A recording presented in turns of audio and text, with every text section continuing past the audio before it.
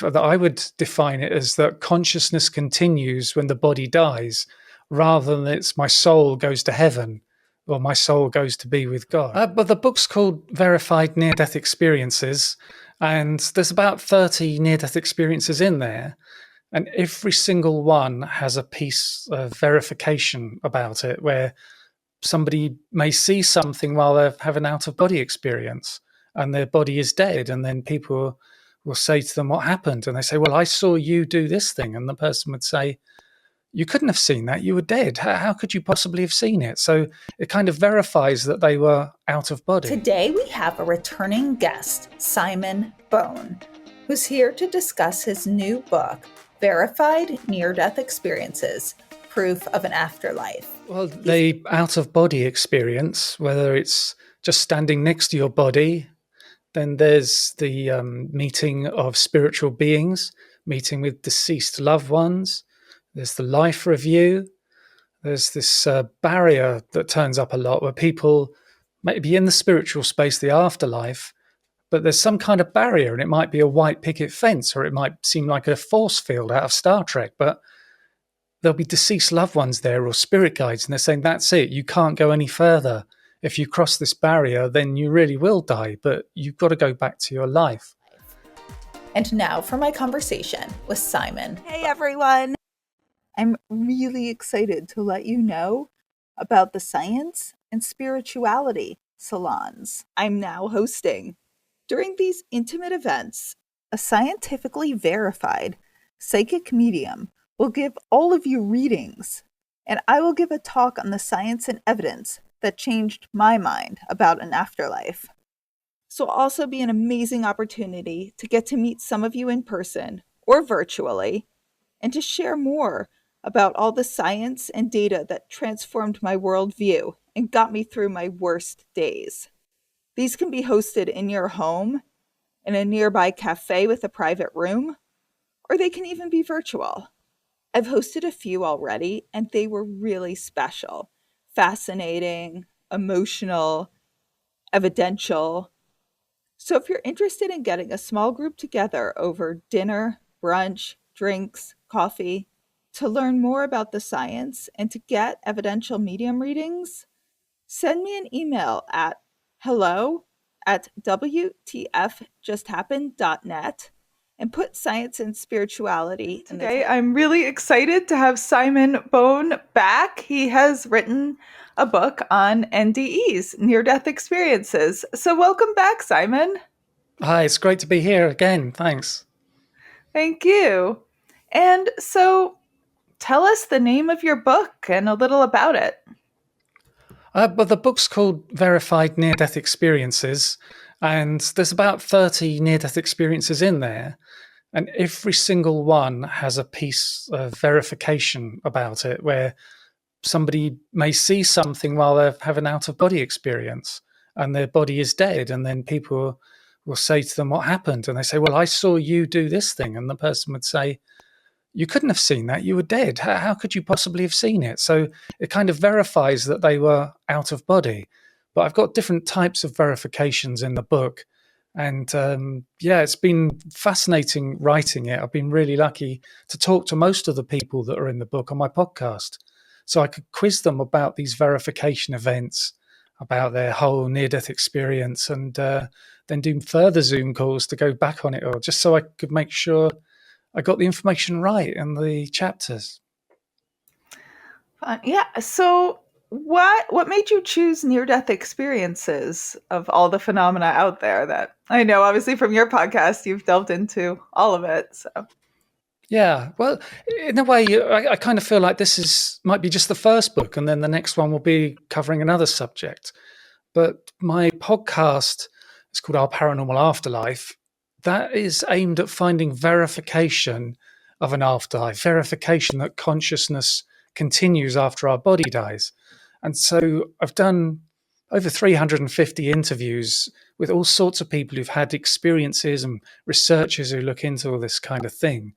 So as it's about verifying consciousness after death, it seemed like this was a really great place to start, the verified near-death experiences, because there are so many of them that have these verifications.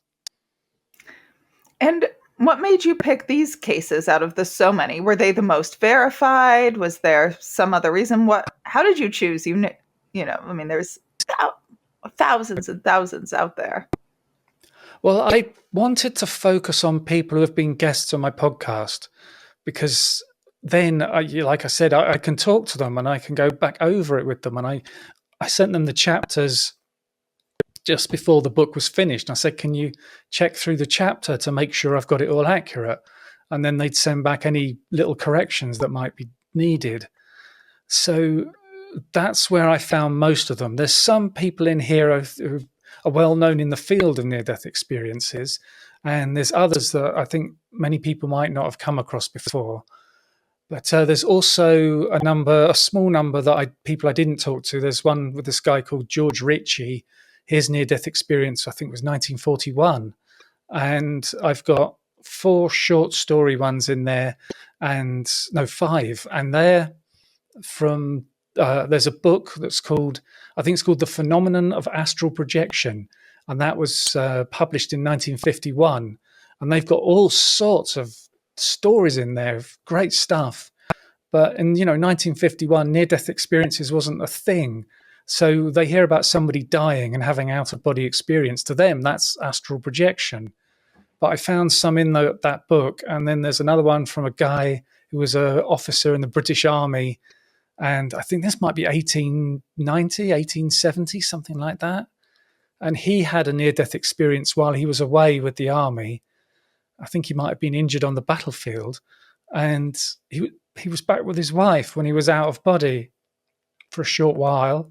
And then when he eventually returned to England, he told her about it. And she said, yes, that's correct. That's what I was doing on that day. How did you know?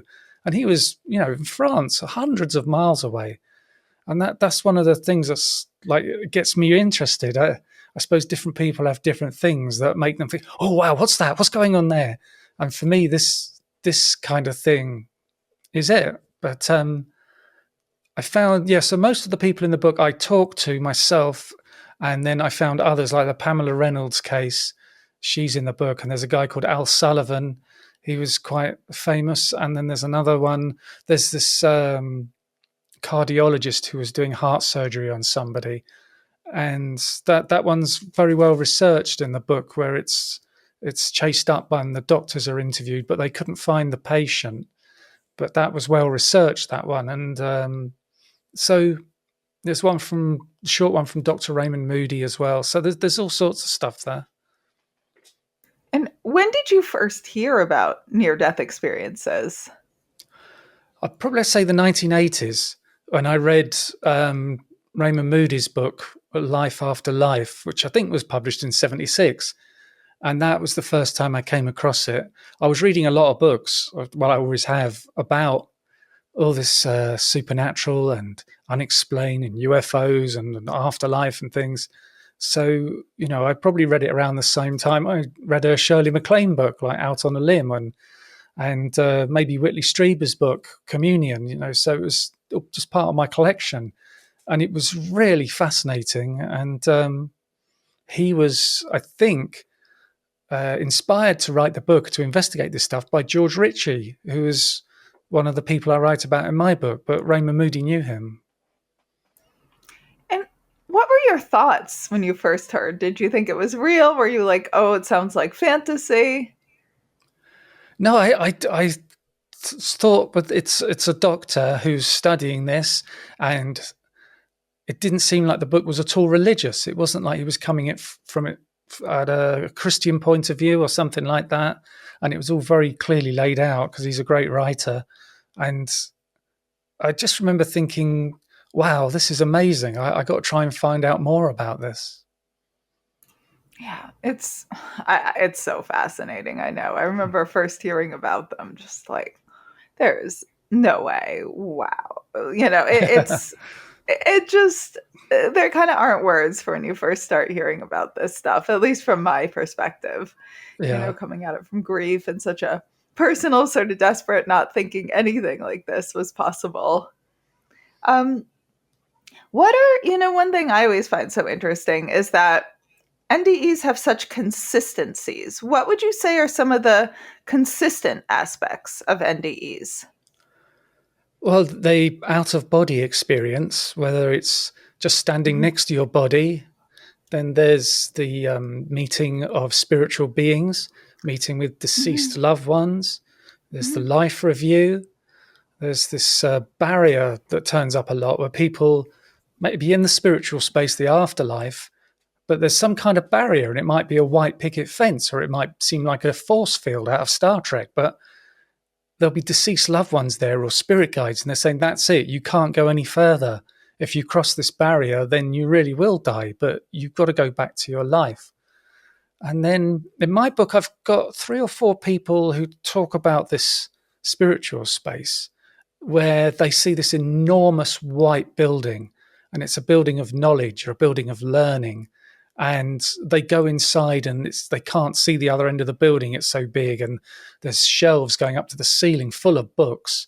And so that was interesting that I had those people describing the same building, and they didn't know each other. They didn't, that idea that, it's all a conspiracy or something, or if people report their near-death experiences and say what happened because they've heard about it in the media or in the social world, picked up on it somehow. But also the life review comes up a lot, and I've got several instances of that in my book, and that can be a really powerful thing to go through because people are shown their entire life that they've lived up to this moment, and they show all these instances of how they behaved with people, and then they are on the other side and they see how the person you were with felt when you interacted with them. So if you were particularly mean to them, you would feel how they felt, how bad they felt. And a lot of near-death experiences come out of this with their attitude completely changed because they know how it feels when they're mean to someone. And it's that kind of empathy and that experience. And that's what a lot of people see in a past life, in a near-death experience. It's experienced in very different ways for some people. I've got somebody in the book who had it as a kind of hologram, and they were in the middle of this bubble and all this things are going on around them. Somebody else said they watched it on a TV screen. Somebody else said that they were sitting at like a board table in a meeting room, and there was this hologram on top of the table. But it's always that idea of they experience life from their point of view and then from the other's point of view. But they also say that it happens almost in an instant. It's like they see every second of their life, and they might be 50 years old, and they experience all of that stuff in an instant. And I suppose that's another thing that I see consistently in near-death experiences. It's as though, because they're out of their body, their consciousness is no longer slowed down by their brain. So it's as though their intellect is much better. It's much faster. It's like their eyesight is much, much better, and they can see in all directions at the same time. And their hearing is so much better. And also they see colors that they don't see anywhere else on Earth. And it's that thing where our eyeballs can only see a certain spectrum of the world and of the color range. And it seems once their consciousness is free of their physical brain or eyes, then they can see all the colors. And one of the things they talk about is an amazing purple that they'd never seen before. But I think that may be ultraviolet, and now they're capable of seeing it because their eyes aren't getting in the way. So there are other consistencies. There's one kind of thing that's thought to be for everybody, which is a tunnel of light. But that doesn't come up so often. I've heard it's 15 to 20% of people who have a near-death experience see the tunnel of light or go through it. The rest of them don't experience that at all. But I've had people describe the tunnel to me in all sorts of different ways. I've heard people say it was massive. Other people say it was tiny. I've heard people say they heard music in this big tunnel. Others have said that they saw people going up it, and like there's lots of people going up this huge tunnel. Others have said they've seen people going the other direction, as like maybe they're going to be incarnated. And I had this guy in my book. For him, the tunnel was like a airplane fuselage, like on the inside of a passenger jet, but all the seats are removed, and it was darkness inside, but there was this incredible multicolored light coming through the windows. And this fuselage just went off into the distance. And then there's a girl in the book who had a near-death experience where the tunnel for her was very small and she had to be on her hands and knees, and it was very unlevel and it was difficult to move along, and it was made of transparent bricks. And outside was all this amazing multicolored light coming through. And also near-death experiencers say that for them, calling it a tunnel is not quite right. Tunnel's probably the best word you can find, but actually that's not really what they're experiencing. And there was, or maybe there is still, skeptics and debunkers who say the tunnel experience is just when the brain is shutting down and you're losing oxygen and you have tunnel vision. So your peripheral vision all shrinks down to a little point. But that's quite an absurd suggestion when you really look at what people experience when they describe the tunnel. So I hope I didn't go too off track there. No, not at all. And why do you say that's absurd? Because I hear that too. And, there's still moments I'll hear the skeptical arguments and it'll still be like a stab in my heart. I'm like, oh God, could that be true? Please let this be real. The evidence is so strong. I'm pretty sure it is, but it can still get to you. For me, at least, when I hear those arguments, why do you not think that is the explanation? It's a thing where, well, first of all, I've talked to Dr. Bruce Grayson on my podcast, who's at the University of Virginia, and he studied near-death experiences for years, decades. He told me that he'd had two people who he talked to who had near-death experiences. They did have the tunnel vision as their body was shutting down, and then afterwards they had the tunnel experience. And it was very different. I kind of think of it as you know where you are and you know how your awareness is. And people talk about when they're in a near-death experience, their awareness is just incredible, so much better than like right now in your normal waking state. And they say that they were in a tunnel. So imagine you went into a tunnel. Maybe you were traveling on the subway, that's a tunnel, or something like that. And you said to somebody, oh, I was on the subway the other day. And they say to you, oh, no, you weren't. You were in bed. That was your oxygen deprivation. You were having tunnel vision. You'd say they're crazy. How can you suggest I can't tell whether I'm in a tunnel or in my bed? It's absurd.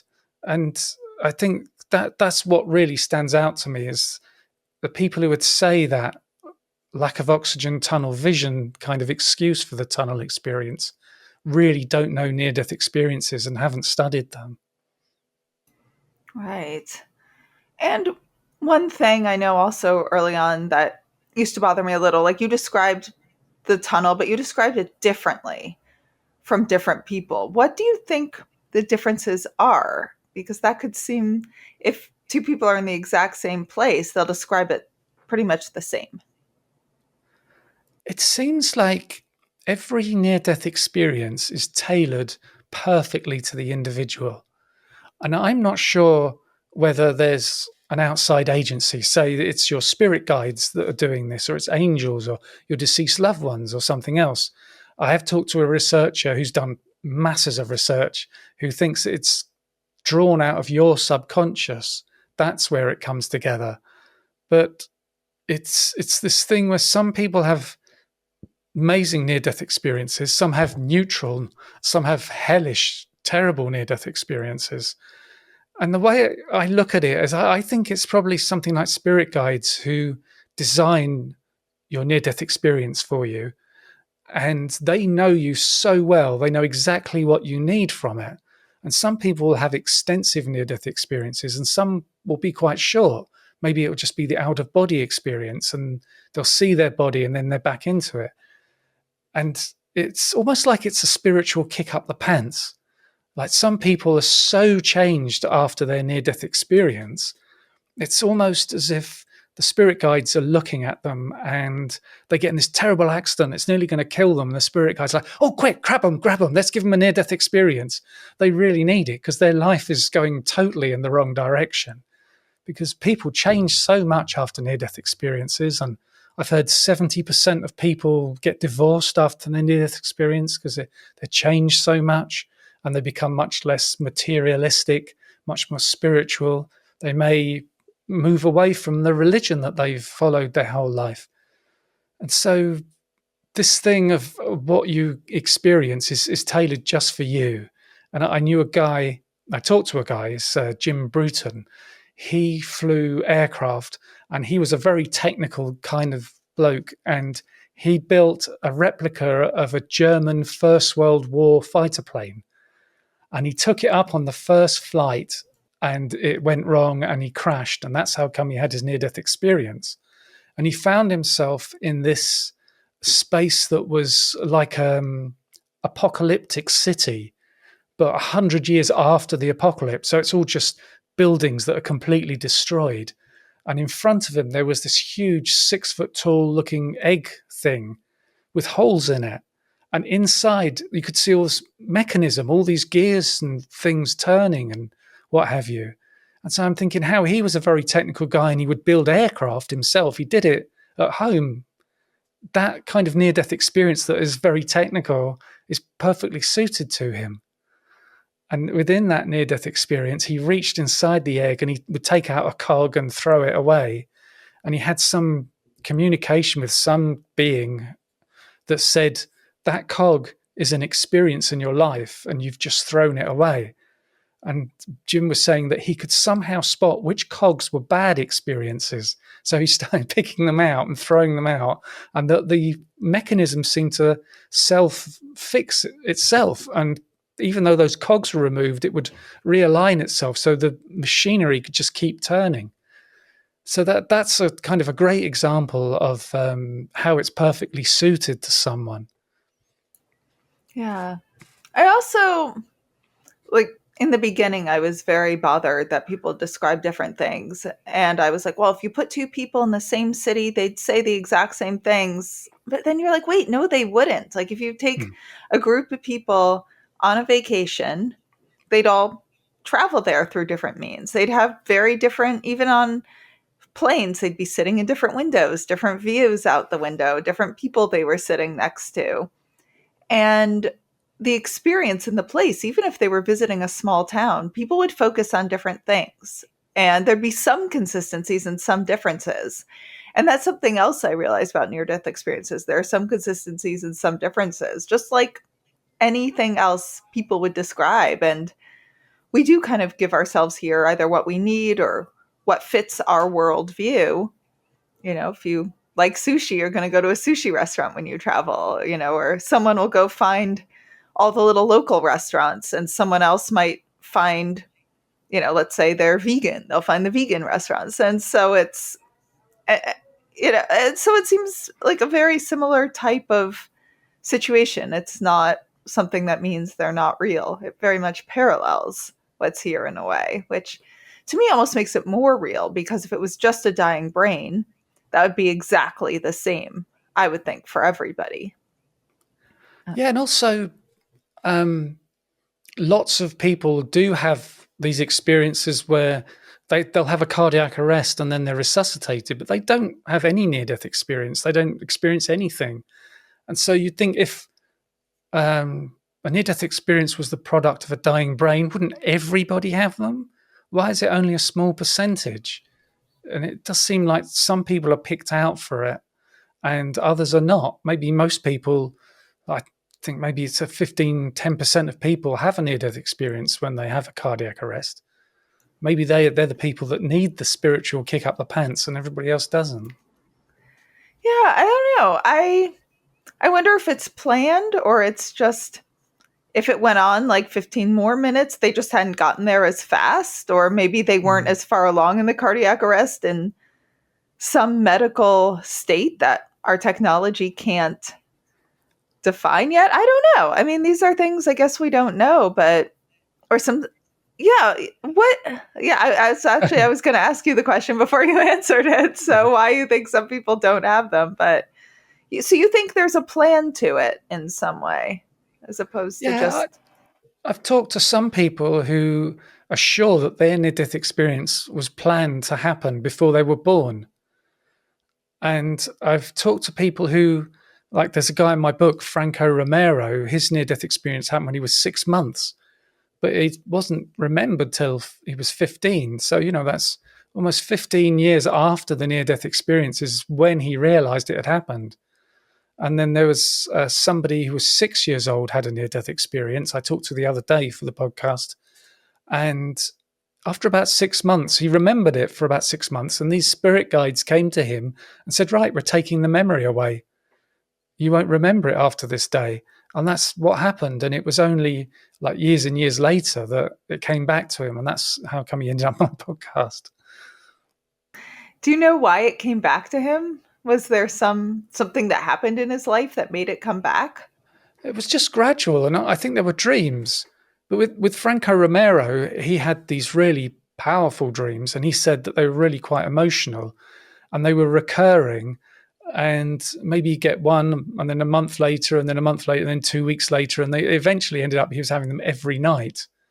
So I wonder if that's like the spirit guides or something who are giving it to him, saying, okay, it's time to remember now. And eventually he went to his mom and said, look, I'm having these dreams.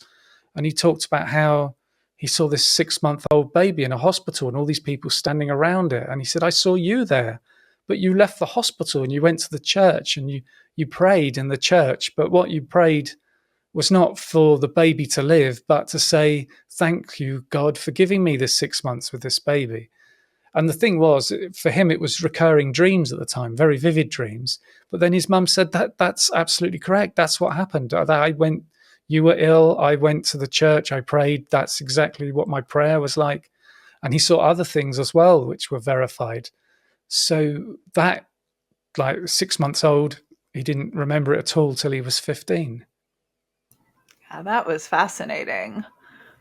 And one thing that is really common people talk about are seeing deceased loved ones on the other side. But there was one part in your book, and I won't go into the full details because I don't want to give it away, where a woman, one of the beings she saw, we'll just say her sister, won't go further, and it was someone who's still living. What are your thoughts on that? That changed everything, that she saw her like light being on the other side and she's still here, given that's what happened, right? I like re-listened a couple times. I'm like, did I misunderstand that? What are your thoughts on that? Well, there's this idea that we have what they call the higher self. And she says that's what she saw was the higher selves of her family over there that were still alive. And I think there was a message in that, is that even if you were to carry on into the afterlife and your body died, you would still be connected to your family in some way, and you could still be with them in some way, and they would be with you. But another point in that one, I think, is when she saw all these people in different clothes from different time periods, even some maybe from the future and some that didn't even look human. And she realized all of those people were her past lives, that she lived, and she was still connected to them in a way. And perhaps in some way in the multiverse, those lives were still being lived. And I'm going to back up a little, and then I do want to get back to kind of what we're talking about right now. But you were talking about sight and seeing, possibly infrared, ultraviolet spectrums we don't see. What are your thoughts on blind people who see? Do you know anything about that? Have you delved into Dr. Kenneth Ring's work or any stories about that you know of? Yeah, I know of. She was called Vicky Umipeg when I read about her, but I've heard they talk about her with a different surname as well, I think. But when she was a baby and she was born, she had a problem. I think it was just breathing or something. And as a tiny baby, they put her into an oxygen chamber so she could get pure oxygen to help her breathing. But what they didn't know in those days, and I think it might be the 1950s, is that if you put that much oxygen into a baby, it destroys the optic nerve. So she was completely blind from just 2 or 3 days after birth. She couldn't see a thing. And so she lived her whole life, never saw anything, had no idea what things looked like. And somebody asked her once, well, how do you dream if you don't see anything? She said it's all in sound and emotions. And she said she was having this operation and suddenly she had sight, and it was quite overwhelming. She didn't know what was going on, and she couldn't work out what things were. But she was looking down and she realized that this is what people look like. And she realized, oh yeah, that's a bed. And then she looked down and she thought, that's me on that bed, because I have long hair like that and I'm super skinny just like that. And then she saw a ring on the finger and she thought, that's my ring. So she saw all these things happen in this operating theatre where her body was. And she came back into it. And as far as I know from the story, I think she talked to the doctors and the nurses, and they confirmed what she had seen. And so it seems that, when you're blind, you have a near-death experience, you do get vision. I suppose if that's how your near-death experience is supposed to go. But it is also that idea that it may be part of the plan, the blindness and the near-death experience and all those kind of things that you put the plan together before you're born. Yeah, but that's good. And it's called Mindsight, I think, the Kenneth Ring's book. Yeah, it's a good book. It's fascinating. And one part I thought was so interesting is some people didn't at first understand they were seeing. And I guess a bit as you described, or someone had a bit of sight on this dimension, like, or as a person, they could see like shadows and shapes, but no color, nothing solid, just like little bits of shadows. And they said that just completely increased. And they basically described it as how they maybe understood colors, but they didn't really have the vocabulary for it, which is just so interesting. They just said they assumed it was sight because that ability to see the shadows and slight differences increased drastically in all these different ways, which I just thought that was such an interesting description of starting to understand sight. You mentioned a lot about the plan. What are your thoughts then about free will? I mean, this is philosophical, and we'll get back more to NDEs and evidence, but you just now have me too curious to not ask. If all this is plans, like how much of our life is our free will based on our actions, our choices? Well, I'm a clinical hypnotherapist and I specialize in past life regression. And so that's part of the past life regression. The way I would do one is I take people into the space between lives, and we would hope to encounter your spirit guide. And I can ask them all sorts of questions about the client's life and past lives. And if they're having a difficulty in this life, that's one of the things I ask them. Was this part of the plan? And most of the time they may say, yes, you chose to come here to learn this lesson. That was part of the plan. And it's a thing where you work with your soul group, and all the people in your soul group may incarnate with you in your different lives, and they may take on different roles just as you do. In one life, they might be your son. In the next life, they might be your husband. And you sit down before you're born with the other members of the soul group, and it's almost like putting on a play, and you've all got the script, you've got the plan for the life, and somebody will say, okay, I'll play the father, and somebody else says, I'll be the mother, and then somebody else says, I'll be the girlfriend that dumps you and breaks your heart. And all these kinds of things are planned out, but then the plan is not set in stone. It doesn't always work out, and you can go off your plan. And it's like that question of, are you on the right path, and what is your purpose? That's part of the plan. And so some people I've heard live their whole lives and they die and they meet up with the spirit guide, and the spirit guide say, I'm sorry, you messed up. You went off the plan and you haven't learned the lesson you're supposed to. So you've got to go back and live another life to work on this lesson. But I do get that impression that it is planned. And it's like we say, some near-death experiences are planned for people. And there are some kind of stopping points on the plan where it might be, well, this person in your soul group said, yeah, I'll be your husband, but only up until you're 30. If we don't meet by the time you're 30, then we won't get married and I'll marry someone else. And somebody else in the soul group could say, well, if that's the case, I'll marry you when you're 32. And there's all these different possible, I wouldn't say timelines, branches, or your path can go in all these ways, because I've heard it's very meticulously planned. And it reminds me of a near-death experiencer I talked to on the podcast. And during their near-death experience, they were taken to this big table and their spirit guide laid out this big blueprint. And this was their life. And she could see everything that had happened up to this point in her life and everything that happened after this point in her life. And she could see what was going to happen to her. But the spirit guide said, nope, we're not going to let you remember all that.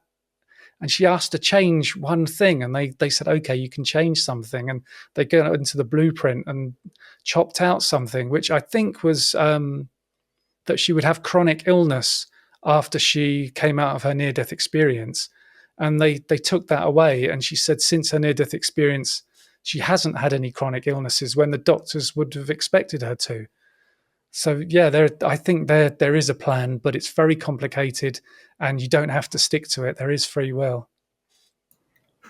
That one's fascinating. First of all, which episode is that? If any of our listeners want to go listen to that, do you remember? No, I don't. I'm afraid. Okay, well, all your episodes are good. So, yeah, what I find a little encouraging about that too is that, you said, for an example, could be, well, if you meet this person before 30, you'll marry them. If you don't, then you'll marry this person. I think we can also get stuck on, after a breakup or the passing of a partner, you feel like that's your one life partner and your one opportunity. So it's very encouraging to know, too, there could be a few options for life partners that you could love equally and could be equally good partners. And if you want to learn how I went from being a skeptical atheist who thought there was zero chance of an afterlife to a skeptical atheist who thinks an afterlife is highly probable, come check out my books. WTF Just Happened. Yeah. And some people choose lives where they just don't ever get married, and they're quite content throughout that whole life. I've done past life regressions with people who've gone back to lives like that. Right. And maybe, I'm sure there's a lot of reasons. Maybe they had horrible partner experiences in previous lives, or maybe it's about learning to be on your own, or, Yeah. Don't really know. So I'm curious, with your hypnosis, you said you've taken people through other lives and you've taken them through death experiences as well, right? To what extent do those parallel NDEs in what they share of the death in between lives? Yeah, it's a thing where we go through the death, and what I say to them before we do it is that they can experience this with just a small amount of feeling, knowing that they're safe here and now. And when they go through it, they'll just notice the relief of leaving the body. So it's not about being traumatized, and they don't experience horror of things happening. And I say, as soon as they're dead, it's say, okay, now you've left that body behind, you leave behind the emotions and the sensations. That's no longer your body, but can you now see your body? Can you look down? And everybody says, yeah, I can see my body. And so there is that thing, with near-death experience, and we're taking them through the death, that they both in that out-of-body kind of viewpoint. Interesting. Have you ever worked with anyone who had near-death experiences and during their hypnosis, or had near-death experiences? Have you ever worked with experiencers in your hypnosis work? It's kind of, I think I've done it once or twice. I've had people a couple of times come to me and say, look, I had this experience where I died, but I remember nothing. Can you regress me to that point and see if something comes up? Maybe I did have an experience. And with one of them, we did find some stuff, some near-death experience stuff, but it was quite light. They didn't have a strong connection to it, but they could see that things did happen, but we were unsure what exactly did happen. And I was thinking, maybe this is part of their spiritual path, because I feel that we're all on a spiritual path, and sometimes your spirit guides and others may be nudging you. And the spirit guides might have been thinking for him, well, we want him to start remembering his near-death experience. What we'll do is we'll nudge him towards getting a hypnosis session, and that will be his first step on that path of remembering what happened.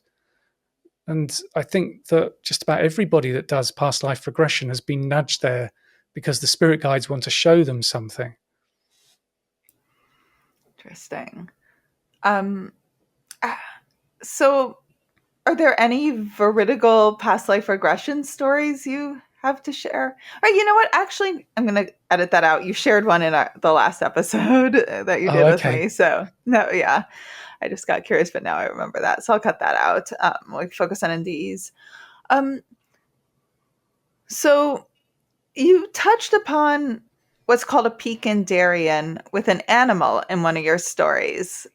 So do you want to explain a little what peak in Darien is to people and maybe share an example of that you know of? I think it's like an experience that's a sudden shock, but it's a real epiphany, a real Oh, a no, great those are experience, at the isn't peak in there? Darien. No, that's officially, well, I'll cut this part out too. It's when Okay, you see sorry. someone who's passed on the other side and you don't know they're dead and you find out after. Oh, Unless, okay, because so I yeah. heard it was there was a mountain on the Pacific coast of South America, Mm-hmm. and it's called Darien. And these Spanish explorers climbing this mountain, not expecting to find an ocean on the other side of it, but when they got to the peak of Darien, they saw this ocean in front of them, and it was such a shock that that's where that phrase come from, the peak in Darien experience. Okay, now I've got to look it up because I was told by someone early on that, yeah, we can cut this part out. I'm going to have to look this up after. I'll let you know. Now, I was told early on that it was when you see someone who's dead, and well, so I'll ask it that way. So, but now I'm so curious. I've got to find this one out. So Sorry there, about. no, I could totally have been misinformed. I've got to find out now. So there's, I hear of cases sometimes, and I know you touched upon one in your book where someone will go to the other side during a near-death experience, see loved ones who've passed away, and mixed in, they'll see someone who has not passed away, and they'll be a little confused. And then they'll find out when they come back, this person or other, animal passed away while they were having their near-death experience or while they were in the hospital. Do you know any stories like that? I believe you shared one in your book about an animal. If you want to share that one, or if you don't want, if you know of another one you want to share. No, I think that's in the book. I think it's Amber Kavanagh is her name, and she was in that afterlife space. And I think it's the near-death experience we were talking about where she saw her family there, even though they weren't dead. And she saw the pet dog there. And she thought to herself, that's funny. I don't know why that dog would be with all our other dogs that have died. And it was a few days after she woke up that her husband came in feeling really sad and had to tell her that the dog had been they had to take it to the vet and put it down. And I think she said she just laughed and said, because she's been there in the afterlife, she saw the dog is fine in the afterlife. So to her, it's almost like it's not that big a deal. And she goes, oh, now it makes sense. I saw this dog in the other side. It's like there's another guy in the book who his tunnel is a weird, long, dark tunnel. And when he gets to the end of it, it's like there's a bubblegum kind of barrier across the end of it. And he sees his family on the other side. And he talks about his pet dogs on the other side and even a pet pigeon, I think he had. Yeah, so that shows up a lot. People do see pets in past lives. I said past lives again, near-death experiences. Right. Well, I want to ask you, if you had a chance to have a near-death experience, would you? I suppose yes and no. You just don't want to have the accident or the time in hospital. And, some people have it when they're in a coma. So I suppose I'd like to have the experience, but I wouldn't like to have the illness. And also, I wonder if I had a near-death experience and then I told people about it, they'd say, oh, he's just making it up. He's got all that from his podcast. But it'd be fascinating to experience it. And I would imagine that I'd probably love it, unless it was a hellish one. You just don't know what's going to come up, do you? Yeah. I hear a lot of the hellish ones. Well, I guess I'll ask you, what are your thoughts on those? Because I know it's a pretty scary thing to kind of have to think about. I think it's weird because it's like I think that you're given exactly the near-death experience that you need. And I've talked to a woman who was the nicest woman you'd ever meet, and she spent 2 years in hell. And I think her near-death experience lasted just a few minutes, for half an hour maybe, that her body was in a condition that it could have a near-death experience. And she seemed like just a a woman, middle-aged woman, really nice person, and she was a Catholic, and she went into this space full of demons and all this horrible things happening. And you think, why would she get that experience? She's a really nice person. What's she done? But maybe that's just what she needed. There is this other thing that I come across in the book with other near-death experiences to do with our frequency or our vibration. And there are different levels in the afterlife, and you'll go to the one that most best fits with your frequency. And some people have a lower frequency and they may end up in a space that's not very nice. But in the book, there are a couple of those, and we see that there are higher level spirits coming down, trying to lift them and take them out of that space so they can move into the light, so to speak. So it's that kind of confusing thing. You hear different things which seem to be consistent, but they might not align up with the same. And it's like, is it because that's what's best for you, or is it because that's where your frequency is? That's why you went to that place. So, but if she was so lovely, how was that her frequency? yeah, I know. It's that, yeah. that's the part of it that kind of makes me so fascinated. I think that's for some people that might put them off and make them think, oh, it's a load of rubbish. It doesn't make sense. But I find where the anomalies are to be where the interesting stuff is.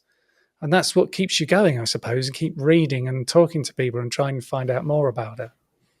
I mean, yeah, maybe it's like we all have our dark side and it's sort of facing it. I mean, this is completely philosophical. Maybe it's, if she was just a lovely person, maybe it's preparing her to familiarize her with it, because maybe she's going to come back next life as like a warrior against the darkness, you know? I mean, who knows? I can't, I mean, I've never believed in God and religion anyway, but I also just don't believe anyone would spend eternity stuck in a dark place like that. I think it's just like, you know, you don't spend eternity in this life stuck in a dark place. You have bad periods, but, you know, you can always pull yourself out or improve your life, or, you know, maybe this life is going to be horrible. That doesn't mean every life going forward is going to be horrible. I don't know. What are your thoughts on that? Well, one thing is the woman that had the hellish experience did get out of it and go into the light. And that was where she was in some space where there was these demons and some other people, and the demons were being particularly hard. And she said, why are you being so hard on us now? And the demons said, well, it's Christmas on Earth. We're always harder when it's Christmas on Earth. And she started singing a Christmas carol. And the demons got really angry and told her to shut up. But she also noticed that while she was singing, they were backing off. And so she kept singing this Christmas carol. And then this light sort of came to her and lifted her up out of this hell. And also with Howard Storm, he had a hellish experience. And he said that it was when he started saying the Lord's Prayer that all the bad guys started backing off. And then he was lifted out into the light. So that's interesting consistency with those two people. Sorry, I lost the question there. I was talking about that stuff. Oh, just that it doesn't make any sense anyone would be stuck in terrible eternity forever. But I also don't think anyone's stuck in bliss forever. I think it's all sorts of experiences and growth. But yeah, that's interesting. That's interesting about the songs. I mean, I can have my own atheist atheist who thinks there's an afterlife interpretation that it's not literally tapping into God. That's my interpretation, but tapping into something like an energy you feel love around or positivity around, or, you know, whatever that would be. But what's your interpretation? Because from what I understand, you don't believe in God either. Am I right? Or, well, I'm not religious. I've never been. When I was growing up at home, religion just wasn't something that came up. We never discussed it. Never went to church. All the kids in my neighborhood, none of them are religious either. So it just wasn't a thing. Christians were people who lived down the end of the road that we'd never meet and never talk to. And but it's, you know, it's also saying believing God, or how do you define what God is? Because it comes up in near-death experiences where people talk about a creator or the source or this incredible spiritual energy that knows everything. And I had somebody describe the eye of God, and when they got close to it, it was like millions of souls all together in one place, and that's what it is. So, and also, if you say I believe in God, it sounds religious, doesn't it? And I'm It not does, religious, yeah. but there seems to be some kind of source, energy, creator kind of aspects that people come across in their near-death experience. I know there are people who have a near-death experience and say they meet Jesus. There's one of those in my book, but it also seems to be a Jesus that's not a Christian in a way. They're more like one of the great prophets, you might say, and also Buddha is on there, and Hindu gods and things. I've talked to somebody who met Hindu gods when they were in their near-death experience. So for me, it's like I've got this belief that I would define it as that consciousness continues when the body dies, rather than it's my soul goes to heaven or my soul goes to be with God. So that's my viewpoint on it. You actually worded it exactly how I do, that it's either consciousness continues after bodily death, or, really to me, I think the question is, a lot of people make, is there an afterlife? Is there heaven, God? And if you don't think so, then you don't think there's an afterlife. But really, to me, the question is consciousness created by a brain, or the source is somewhere else and downloaded and entangled with the brain? And at this point, I think the evidence strongly shows created somewhere else, stored somewhere else, and downloaded by a brain for a short period of time. And along those lines, I want to ask you, oh, sorry, go on. No, I think of it like a radio analogy, that your brain is the radio, and just because the radio gets broken doesn't mean the radio station stops broadcasting. That's sort of how I see it. Yeah, I agree completely. And it seems that while we're here, and I know people say this in your book too, it really limits all our perceptions. It's like we get this tiny, our body blocks out tons of content and sensory input and information. So we focus on this tight little microcosm of experience and information out there, rather than this is the whole experience. So I just find that fascinating. Yeah. And there's also people who they're brought back to their body and they're saying, right now, they're told you have to reconnect with the body now. And sometimes they'll say, but it's so small and I'm so big, there's no way I'm going to fit in that body. That gives you a good perspective of what might be happening there with the way it all connects up. And there's also this idea in reincarnation that your soul just puts a small part of itself in each life. So who you are is just a small part of your soul. And the perception, you're right, it's like Eben Alexander said, the brain is like a reducing valve that just brings everything down. And somebody said to me that the world in their life is like a beige wasteland compared to what they experienced in their near-death experience. Yeah, that's all so encouraging to feel like you have something to look forward to instead of just this horrible obliteration that I used to think it was, where everything just ends. But I want to ask you again, a little philosophical, but your thoughts on time, and maybe you have a story to share along this too. Someone will say be resuscitated after 5 minutes, and they will have experienced years on the other side. Sometimes even less. Sometimes they'll be gone for less than a minute, and they'll have had, what would take us anywhere from weeks to months to years to live through. What are your thoughts on that? I get so stuck on that.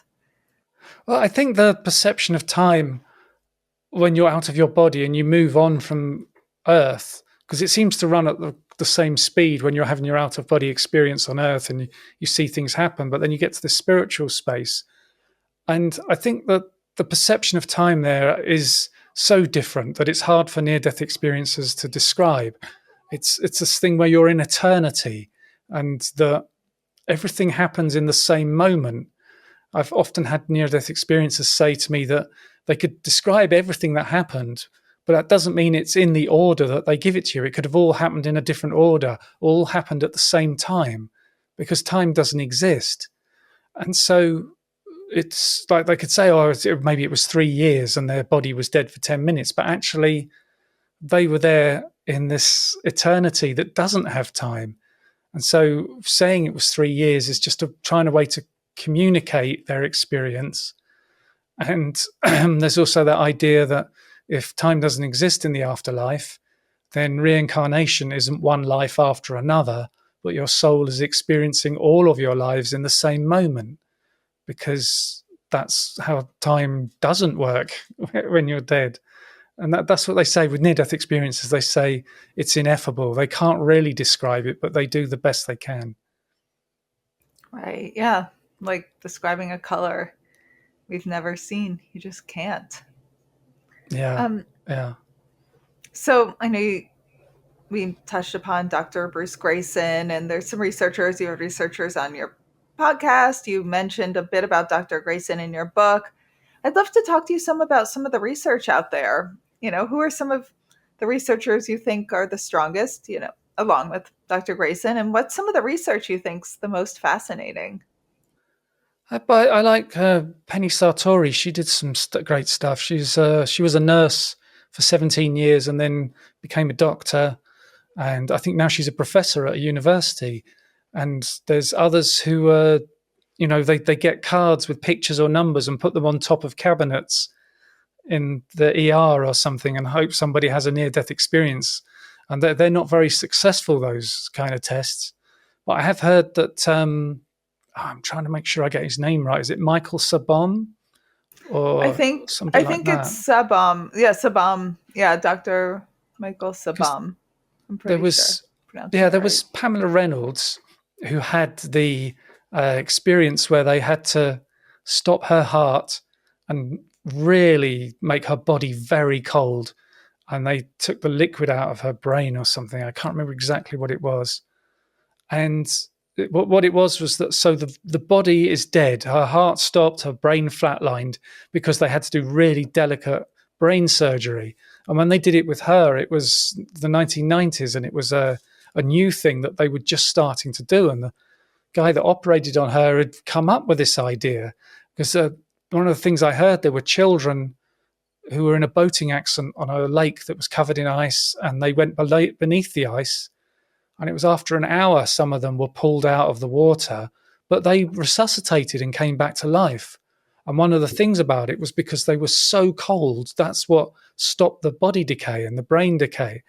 So she's very cold, and they've stopped everything, and they've got all these monitors. They know her heart stopped, they know her brain's flatlined, and she had an out-of-body experience, and she relayed things correctly that happened in the operating theatre, which they knew happened when her brain was flatlined. She couldn't possibly have seen this stuff. So now there's this kind of technique of basically killing someone and freezing them is more common, and that's an operation that's used now and then around the world. And this researcher wants to find out where those operations are going to be and then go and put out these things that hopefully they'll see while they're out of their body that they couldn't possibly have seen in any way. And I've heard that research, they're trying to find a way to do it, but you have to get permission and make sure the ethics are all correct. Yeah. And I just wonder, as technology gets better and better and we're able to resuscitate people further along, we're just going to hopefully get more and more remarkable near-death experience stories. Yeah, more and more people saying, hey, why did you resuscitate me? I didn't want to come back. Yeah, that's what most people say at first, which, again, so encouraging, because we spend our whole lives here thinking death, nothing could be worse than death. And then it happens and, kind of makes you rethink life because we spend our whole lives dreading it. Yeah. Yeah. But that is one thing. Sorry, go on. No, go on. I was going to say something on a slightly different tangent, so go on. Okay, I was just going to say that I find that I get emails from people who listen to my podcast talking about how it makes them feel so much better, and also reading these kind of books. And also, if people are grieving, they find this information.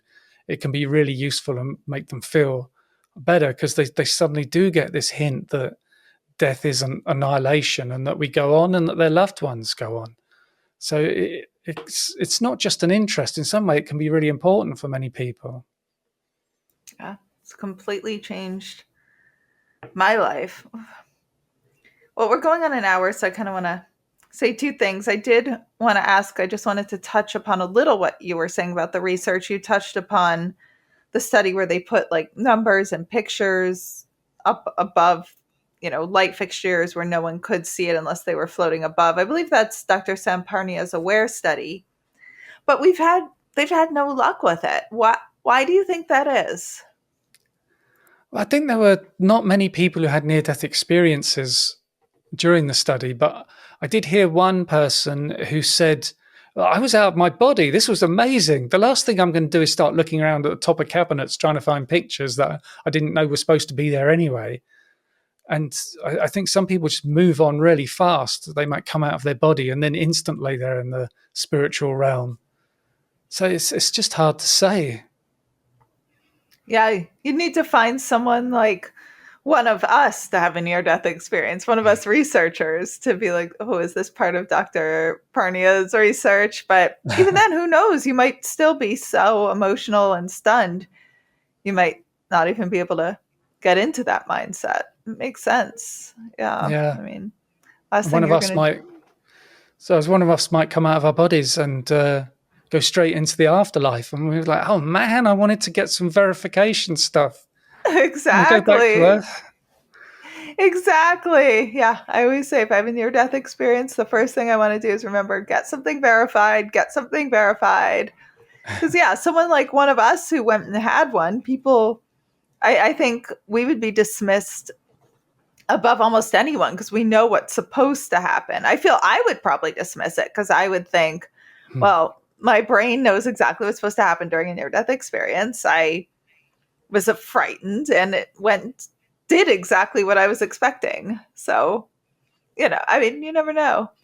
And so I guess two things lastly. So you think they're real, not a hallucination. And what's the strongest reason you think that? Well, there's one of the guys in my book who was induced into a coma. And before that, he was on some really powerful drugs and he was hallucinating. And he said the difference between hallucinating and having a near-death experience is so huge. It's like I could tell when I was hallucinating, is what he said. He saw dancing pandas on the ceiling. He knows that's an hallucination. But this thing of being outside your body and having this incredible perception and traveling to these other places, and he saw these things that were verified as well, that to suggest it's a hallucination is just really not grasping what the experience is.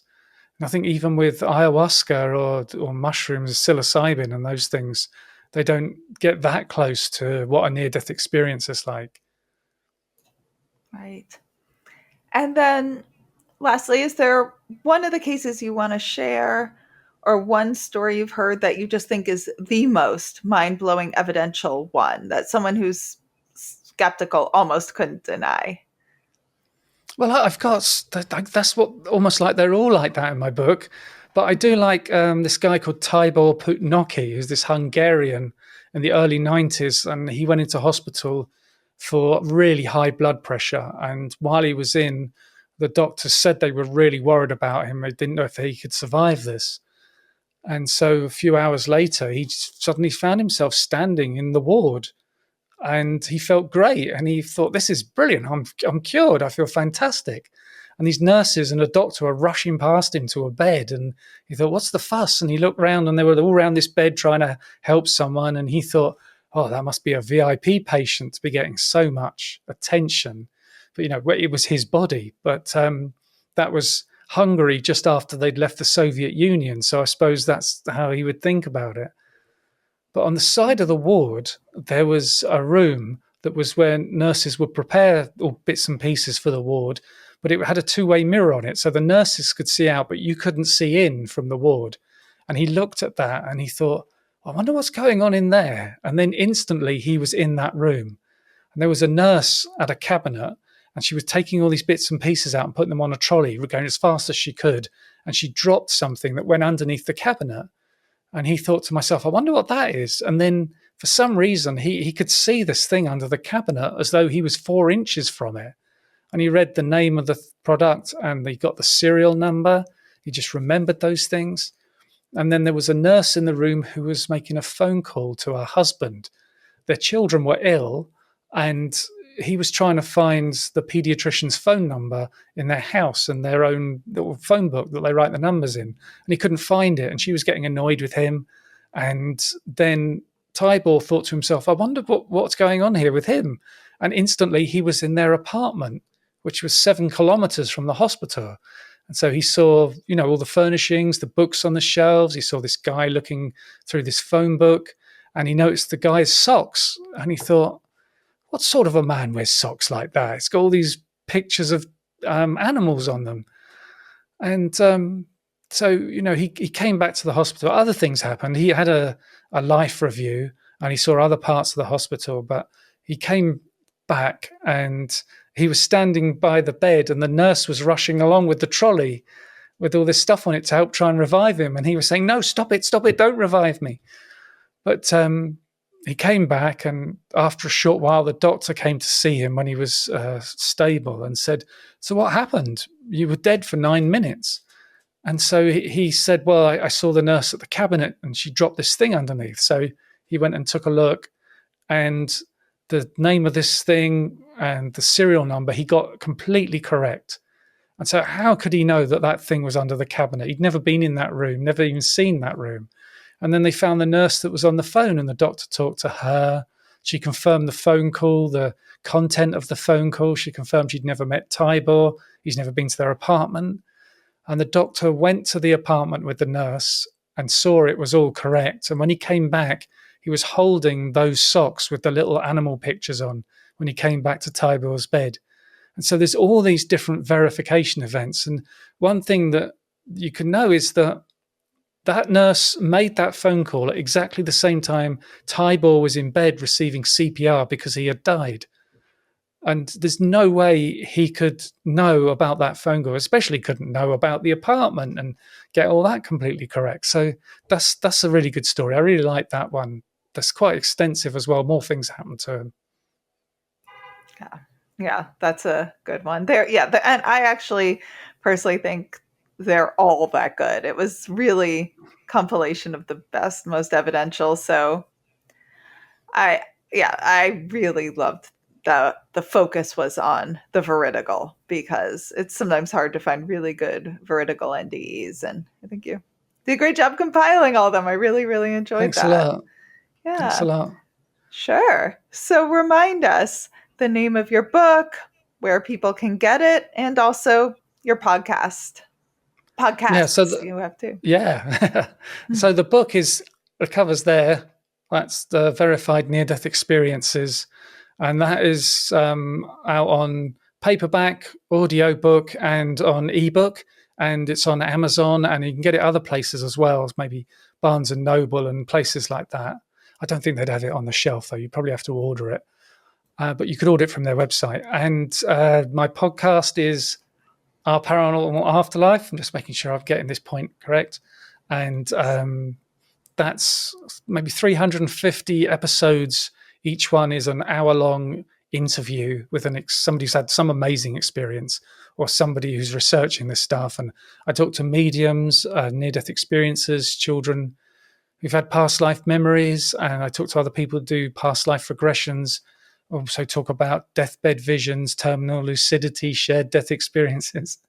And then my other podcast is called Alien UFO Podcast. And I don't think I really need to explain that. I think you can tell what that one's about. Yes. And I had a great time. I got to be a guest on your podcast. Obviously not the Alien UFO one, the Afterlife, Our Paranormal Afterlife. So thank you so much for that. And yeah, and as you know, Simon's been a guest a couple times on this podcast. So thank you so much, Simon. Yeah, it's been great. I really enjoyed talking about this stuff. Thanks for inviting me on. Thank you. Hey, everyone. I'm really excited to let you know about the science and spirituality salons I'm now hosting. During these intimate events, a scientifically verified psychic medium will give all of you readings and I will give a talk on the science and evidence that changed my mind about an afterlife. This will also be an amazing opportunity to get to meet some of you in person or virtually, and to share more about all the science and data that transformed my worldview and got me through my worst days. These can be hosted in your home, in a nearby cafe with a private room, or they can even be virtual. I've hosted a few already, and they were really special, fascinating, emotional, evidential. So if you're interested in getting a small group together over dinner, brunch, drinks, coffee, to learn more about the science and to get evidential medium readings, send me an email at hello@wtfjusthappened.net and put science and spirituality in the title. To get more information on what the fuck just happened, go to wtfjusthappened.net. There, you can order my book, WTF Just Happened, A Sciencey Skeptic Explores Grief, Healing, and Evidence of an Afterlife. You can learn all about how I came to conclude that there most likely is an afterlife, but you can also learn about the early stages of my grief and the amazing, fascinating people I met along the way. You can read about how much I harassed the mediums and scientists trying to get evidence to see if the mediums were cheating and see if what everyone was saying actually was true. You can also subscribe to our newsletter to stay updated on any new developments and any interesting new what the fuck updates. So if you enjoyed this episode, please rate and review us wherever you get your podcasts. It makes such a difference, especially for a new podcast like this one. And if any of you have had a crazy what the fuck yourself, have any questions, feedback, or just want to say hey, reach out on either Instagram at WTF_just_happened_, or email me at hello@wtfjusthappened.net. I love hearing from all of you. It makes my day hearing your stories and questions and feedback and all of it. And remember, you don't have to draw any final conclusions as you wonder, what the fuck just happened?